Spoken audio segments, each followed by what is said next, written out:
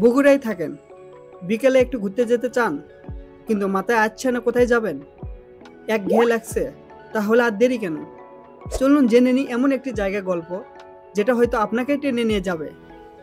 ভাবুন তো, এক সময় যেখানে মানুষ দাঁড়াতেও ভয় পেত, যেখানে প্রতিদিন ময়লা আবর্জনায় ভরে যেত চারপাশ, সেখানেই আজ মানুষ খুঁজে পাচ্ছে শান্তির পরশ।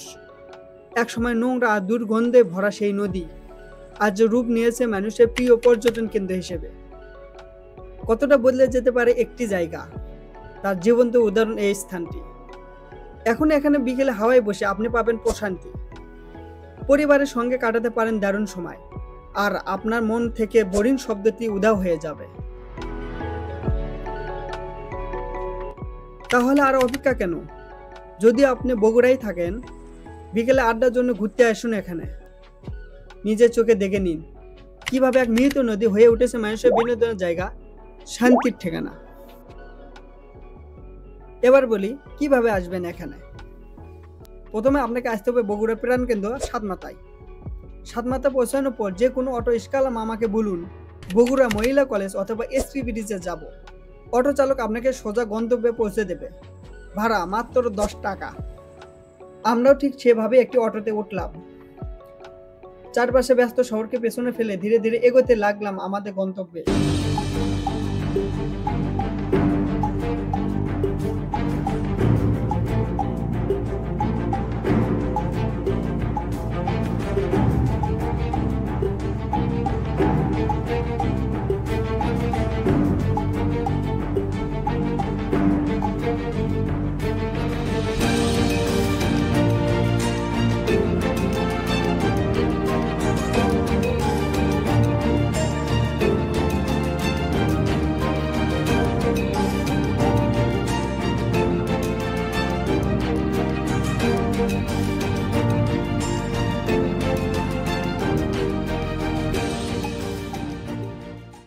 সামনে অপেক্ষা করছে এক ভিন্ন অভিজ্ঞতা।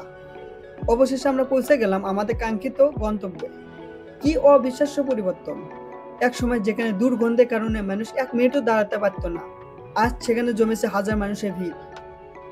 চারপাশে মানুষের হাসি খুশি শব্দ, নদীর পাশে বসে প্রশান্তির হাওয়া, মনটা যেন একেবারে ভরে গেল। আমি নিজে বিশ্বাস করতে পারছি না, এটাই সেই করতা নদী, যে নদী একদিন ছিল অবহেলায় আর দূষণের শিকার। আজ সেটি হয়ে উঠেছে মানুষের আনন্দ আর বিনোদন কেন্দ্র। এই রূপান্তর শুধু একটি নদী নয়, এটা আমাদের মানুষের চেষ্টার প্রমাণ। চাইলে আমরা যে কোনো মৃত জায়গাকে নতুন প্রাণ দিতে পারি।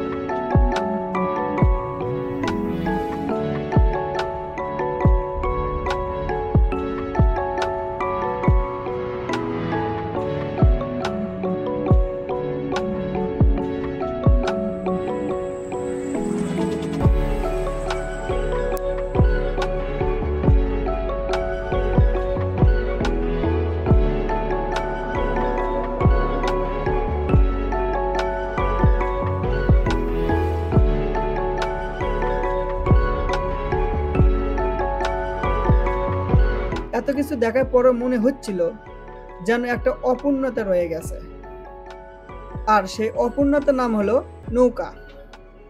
ভাবছিলাম যদি এখানে নৌকা ব্যবস্থা থাকতো তাহলে অভিজ্ঞতাটা সত্যি পরিপূর্ণ হয়ে যেত। আমরা অবশেষে একটি নৌকা দেখতে পেলাম, কিন্তু সেই নৌকায় ওঠার জন্য মানুষের ভিড় আর সিরিয়াল এত বেশি যে আমাদের পক্ষে ওঠাও সম্ভব হলো না। অনেকক্ষণ অপেক্ষা করেও যখন কোনো লাভ হলো না, তখন বুঝলাম এই নৌকায় উঠতে হলে বিশেষ সময় আসতে হয়। যদি আপনারা সত্যি নৌকার আনন্দ নিতে চান তবে অবশ্যই দুপুর 3টার মধ্যে চলে আসবেন। তখনই সুযোগ মিলবে আপনাদের কাঙ্ক্ষিত সেই নৌ ভ্রমণের। বিকেলে পরিবেশটা সত্যিই ছিল দেখার মতো। চারপাশে ধীরে ধীরে অন্ধকার নামতে শুরু করলো, আর সেই মুহূর্তে রাস্তায় লাইটগুলো একে একে অটোমেটিক জ্বলে উঠল। তারপর যে দৃশ্যটা চোখের সামনে ফুটে উঠল,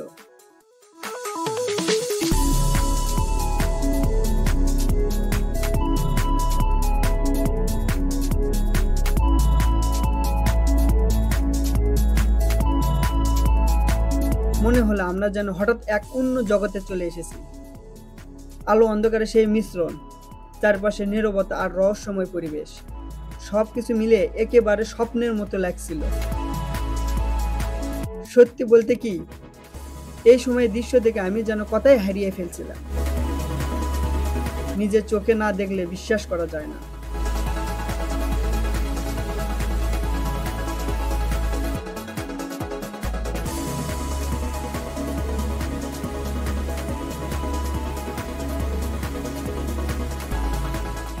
অনেকক্ষণ ধরে ঘোরাঘুরি করার পর আমাদের ক্ষুধা চেপে বসলো।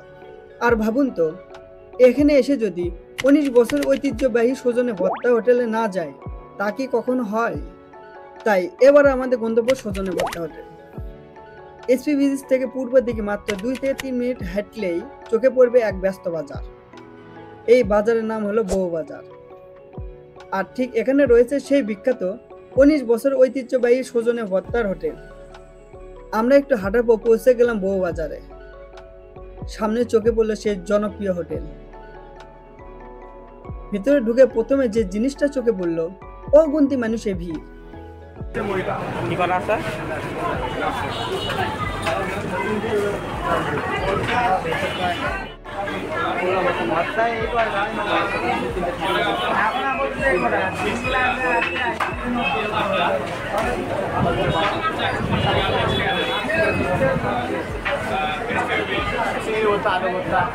বসার জায়গার জন্য হাল ছেড়ে দিতে হচ্ছিল প্রায়, তবে ধৈর্য ফল মিষ্টি হয়। কিছুক্ষণ অপেক্ষা করার পর অবশেষে আমরা পেয়ে গেলাম আমাদের কাঙ্ক্ষিত বসার জায়গা। এখানে আসলে চোখ ধাঁধিয়ে যায় ভর্তা বৈচিত্র্যে। চিংড়ি মাছ ভর্তা, শুকটি ভর্তা, মুগরির ভর্তা, খাসির ভর্তা, ইলিশ মাছ ভর্তা, এমনকি আরো প্রায় 50টাও বেশি ভর্তা পাওয়া যায় এখানে। শুধু ভর্তা নয়, সাথে রয়েছে গরুর মাংস, খাসির মাংস, মুরগির মাংস, মুরগির রোস্ট, ছোট মাছ, বড় মাছ ও ডিম। তবে একটা বিষয় আলাদা করে বলতেই হয়, এই হোটেল আসলেই বিখ্যাত ভর্তার জন্য। তাই আমরা অন্য কিছু অর্ডার না দিয়ে ভর্তা অর্ডার দিলাম। এখানে আপনি নিজের পছন্দ মতো ভর্তা বেছে নিতে পারবেন।